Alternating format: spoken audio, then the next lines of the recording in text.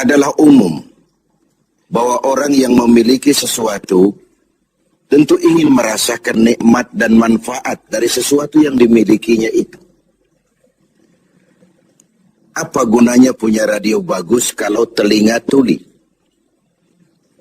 Apa gunanya punya sepatu mahal kalau tidak punya kaki?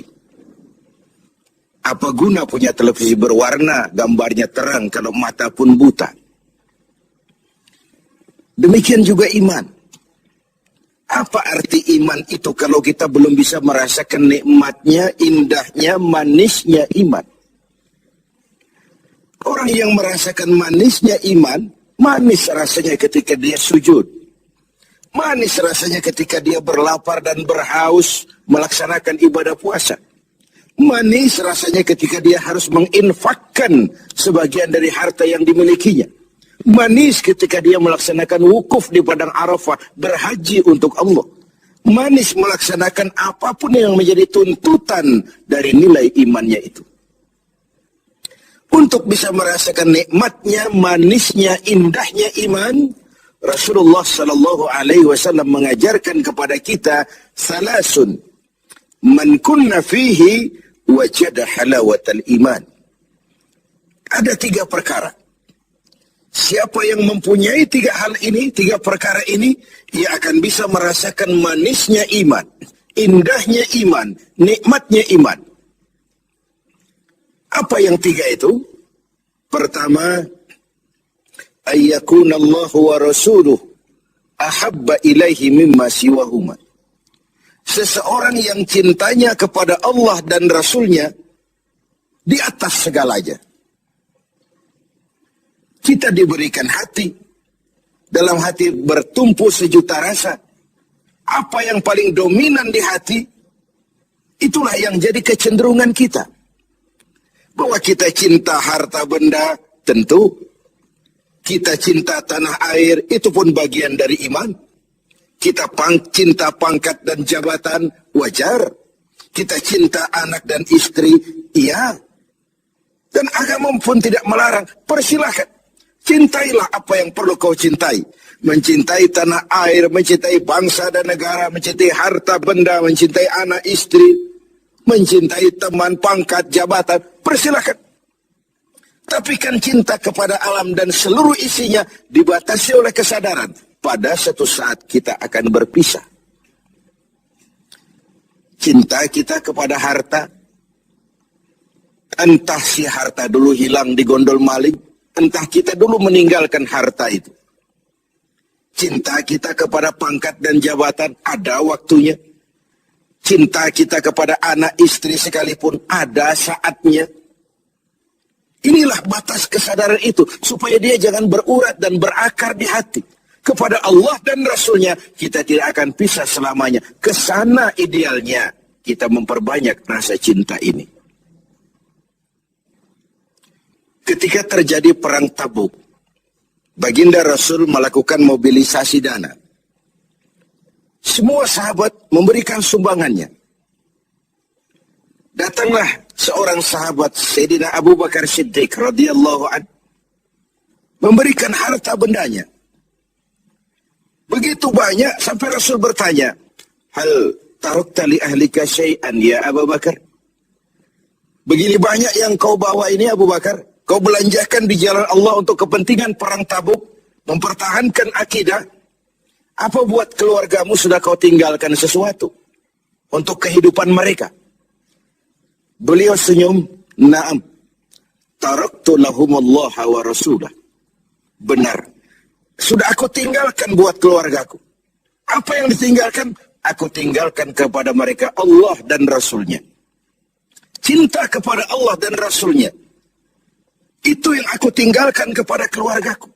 Adapun harta, semuanya aku belanjakan di jalan Allah untuk kepentingan mempertahankan keyakinan.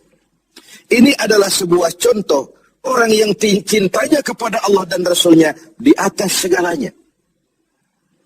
Harta itu, pangkat dan jabatan itu, semua kekayaan materi yang kita miliki itu, kalau sudah memenuhi panggilan Allah dan Rasulnya, semua mengalir, semua mengalir. Dari sana dia datang dan ke sana juga dia akan kembali. Inilah keyakinan terhadap inna lillahi wa inna ilaihi raji'un. Dari Allah segalanya datang, ke jalan Allah juga, kepada Allah juga semuanya akan kembali. Jadi kalau cinta ini sepenuhnya sudah kita gantungkan kepada alam dan isinya, cinta benar kita kepada pangkat dan jabatan, sehingga sulit melepaskannya, akhirnya terkena penyakit megalomania, sindrom, power syndrome. Sulit balik jadi orang biasa, sudah kadang jadi pejabat tinggi. Sulit melepas pangkat dan jabatan, dengar mau ada mutasi, gerasak gerusuk, cari mbah ini, cari mbah itu. Bawa ayam putih, bawa kambing hitam, macam-macam dilakukan. Sebagai cermin bahwa jabatan itu berakar di hati, sulit untuk melepaskannya. Orang yang cintanya kepada Allah dan Rasulnya, kalau satu saat dia harus melepas yang dia sayangi, dahulu pun ketika terlahir ke alam ini, tidak ada harta yang saya bawa. Kalau sekarang saya harus melepasnya, innalillah wa inna ilaihi raji'un. Dahulu pun ketika terlahir ke alam ini, tidak ada pangkat dan jabatan yang saya sandang. Kalau sekarang saya harus melepaskannya, innalillah wa inna ilaihi raji'un. Oh, itu cuma sekadar titipan dari Allah saja. Disinilah lapang dadanya seorang mukmin ketika dia menempatkan cinta Allah dan Rasulnya di atas segalanya. Ini yang pertama.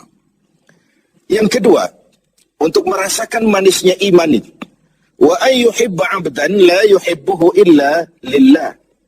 Dia cinta kepada sesama hamba, cintanya karena Allah, bukan karena kepentingan. Kalau sudah cinta karena kepentingan, sebatas kepentingan terakomodir, kita loyal, kita taat, kita setia, kita cinta. Begitu kita merasa kepentingan kita diabaikan, kita jadi musuh nomor satu. Pantas saja kalau dalam panggung politik ada pameo, tidak ada teman abadi. Yang ada tujuan abadi, kepentingan abadi. Hari ini teman, besok lawan. Hari ini disanjung, besok digusur. Agama mengajarkan cintai sesama hamba karena Allah. Bukan karena kepentingan, bukan karena mencari kehormatan diri, tapi karena Allah saja. Kau di jalan Allah, kau saudara saya. Kau keluar dari jalan Allah, sampai sini saja kita. Bersaudaranya itu karena Allah. Islam membebaskan manusia dari ras diskriminasi. Dan ikatan akidah jauh lebih kuat daripada ikatan darah. Tidak ada persaudaraan yang lebih kokoh selain persaudaraan yang diikat dengan nilai-nilai akidah. Saya sih tahu mabuk itu haram, cuma saya ngormatin teman. Ngormatin teman, ikut minum. Saya sih tahu judi itu haram, cuma diajak saya nggak enak sama teman. Ngormati teman, mengorbankan keyakinan. Untuk hal-hal yang seperti itu, tidak ada toleransi yang perlu dirumuskan. Bersaudara karena Allah, bertemu karena Allah, berpisah pun juga karena Allah. Ini yang mahal zaman sekarang. Sekarang kan bersaudara karena kepentingan, karena ada maunya. Berteman karena ada kepentingan. Bila kepentingan tercapai, teman jadi lawan pun nggak masalah. Lawan jadi teman sekalipun it's okay, asal kepentingan tercapai.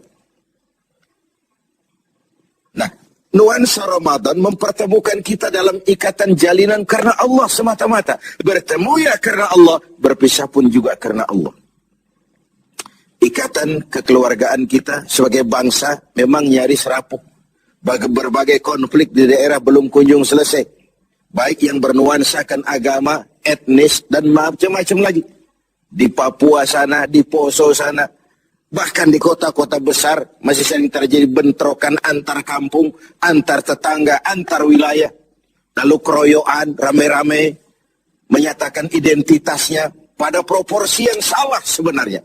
Bertemu karena Allah, berpisah juga karena Allah. Persaudaraan semacam itu melahirkan kenikmatan iman. Kenapa? Karena imanlah yang mengayomi itu semua.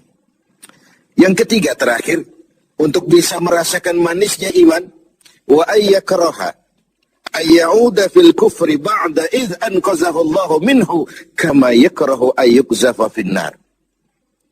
Dia benci kekafiran, kebatilan, kezaliman, kemunkaran, ketidakadilan, maksiat. Setelah dia diselamatkan Allah dari hal-hal seperti itu. Sebagaimana dia tidak suka kepada neraka. Sebagaimana bencinya dia kepada neraka, begitulah dia membenci kebatilan, ketidakadilan, kezaliman. Tidak seorang pun di antara kita yang suka neraka. Jangan lagi masuk. Mendekat saja kita tidak kepingin.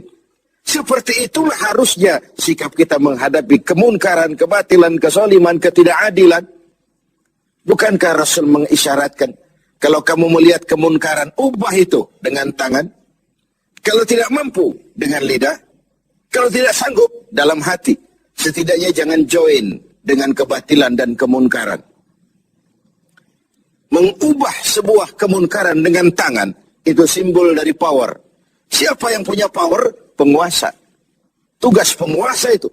Yang punya pasukan, punya senjata, punya dana, punya sistem, punya strategi untuk memberantas kemunkaran. Ada yang memberantas kemunkaran dengan lidah, dengan bicara.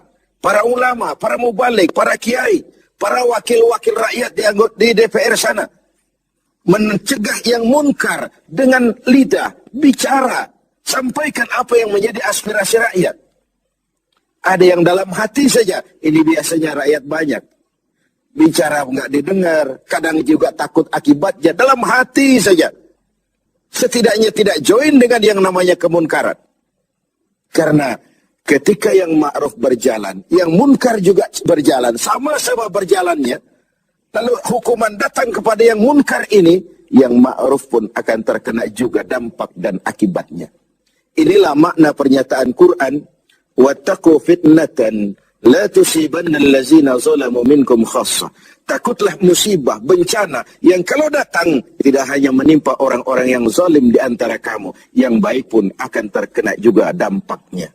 Karena itu setiap kita mempunyai kewajiban moral untuk menjaga kemaslahatan umum secara